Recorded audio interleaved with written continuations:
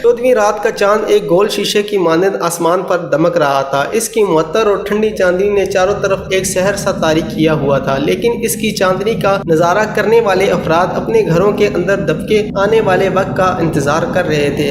हर इस घर में मौत का सन्नाटा छाया हुआ था, जिसमें एक नौजवान सुंदर नारी मौजूद थी। ऐसे में मशरक की जानब से एक अजीबुल खलकत बड़ा सा परिंदा जो जसामत के लिहाज से शुतुरमुर्ग जितना था और इसके बड़े बड़े सुरमई रंग के पर थे और तोते की मानद मुड़ी हुई नुकीली चोंच इसकी वहशत में बेपनाह इजाफा कर रही थी। वो तेजी से आया और मूरत नगर के घरों पर परवाज करने लगा। इसकी उल्लू की मानद बड़ी बड़ी और गोल आंखें में एक वहशियाना चमक थी। ये स्वरूप था जिसे साधु ने एक मनहूस परिंदे की शक्ल में अपने मजमून मकासद के लिए भेजा था। परिंदे की आंखों से टपकती हुई वहशियाना चमक से जाहिर हो रहा था कि इस साधु ने इसे भोलेनाथ की धमकी से चैनल को सब्सक्राइब कर दें, बहुत मेहनत लगती है ऐसी वीडियोस बनाने के लिए। शुक्रिया।